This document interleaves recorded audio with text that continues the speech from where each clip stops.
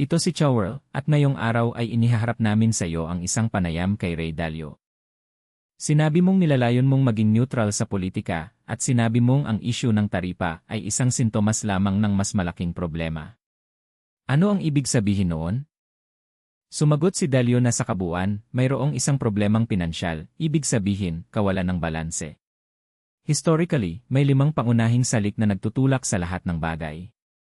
Una, pera, kredito, at utang. Pangalawa, mga siklo ng ekonomiya kung saan ang utang ay paminsan-minsan nagkakaroon ng labis na pag-ipon. Pangatlo, mga panloob na alitan kung saan ang mga hidwaan sa ideolohiya at pagkakaiba sa kayamanan sa pagitan ng kaliwa at kanan ay nagpapabago sa kaayusang pampulitika. Pang-apat, mga pagbabago sa kaayusan ng mundo kapag isang makapangyarihang bansa ang humahamon sa isang umiiral ng makapangyarihan. At panglima, mga natural na sakuna tulad ng tagtuyot, baha, sunog sa kagubatan, at pandemya, at sa likod ng mga yon ay ang pagbabago sa teknolohiya.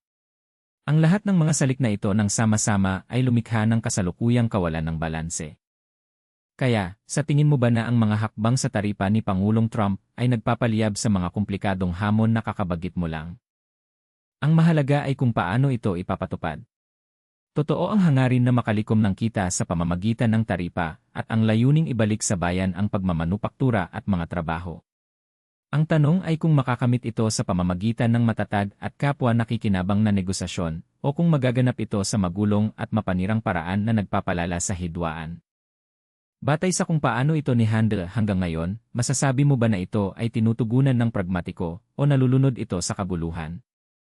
Hindi pa tapos, ngunit sa ngayon ito ay napakasira. Ang susi ay ang kinalabasan kapag natapos ang 70 araw na panahon ng negosasyon. Ang kasalukuyang sitwasyon ay parang paghagis ng isang bomba sa pandaigdigang sistema ng produksyon at paglalagay ng isang bato sa loob nito na maaaring magdulot ng malalaking pagkalugi at mataas na gastos sa usapin ng kahusayan. Isa sa mga tanong na marahil ay kinahihiligan ng marami ay kung paano ninyo nakikita ang posibilidad ng resesyon. Ano ang inyong opinyon tungkol dito? Naniniwala ako na sa yugtong ito ay nasa isang mapanganib at napakahalagang tugmangdaan tayo. Ang resesyon ay tinatawag na kapag dalawang magkasunod na quarter ang negatibong paglago ng ngunit ang kinababahala natin ngayon ay isang krisis na lampas sa isang simpleng resesyon. Ito ay dahil ang kaayusan ng pananalapi ay bumabagsak at kailangang lumipat sa isang bagong kaayusan. Hindi natin kayang panatilihin ang napakalaking antas ng paggastos at malalim na mga pagbabago sa kaayusan ng pananalapi, taripa, politika, at pandaigdig na kaayusan ay kasalukuyang nagaganap. Talakayin natin ng mas detalyado ang isyu ng utang. Ano ang dapat nating gawin? Dapat ipatupad ng Kongreso ang pangako ng 3% at panatilihin ang kakulangan sa budget sa loob ng 3% ng Sa ganitong paraan, maaari nitong patatagin ang kakulangang maaaring umabot sa 7%. Binalaan ka tungkol sa isang sitwasyong mas malubha kaysa sa resesyon, tiyak, aling senaryo ang iyong ikinababahala.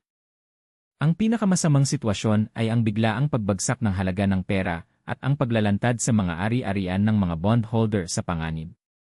Dahil ang bono ay utang ng isang tao at ari-arian ng iba, kung sabay-sabay mangyari ang labis na demand para sa utang, kawalan ng balanse sa supply at pagpapalawak ng pera, maaari itong maging mas malala kaysa sa pagbagsak ng sistemang pinansyal noong 1971 o krisis pinansyal noong 2008. Dagdag pa rito, kung magkatugma ang mga pampulitikang hidwaan sa loob ng bansa sa mga pandigmang pakikipagbangga sa antas ng internasyonal, ito ay magiging nakamamatay na dagok sa pandaigdigang ekonomiya. Ginoong Dalio, nakikita mo ba ang ganitong krisis bilang isang bagay na dapat mangyari? Ang susi ay bawasan ang fiscal deficit sa loob ng 3% ng at pamahalaan ang mga isyu sa internasyonal na kalakalan at patakaran sa pamamagitan ng paggamit ng lakas ng sa pamamagitan ng mga negosasyong kapwa kapaki-pakinabang ng walang kabuluhan. Ito ay hindi rekomendasyon para bumili o magbenta, mangyaring mag-subscribe, mag-like at mag-comment. Salamat.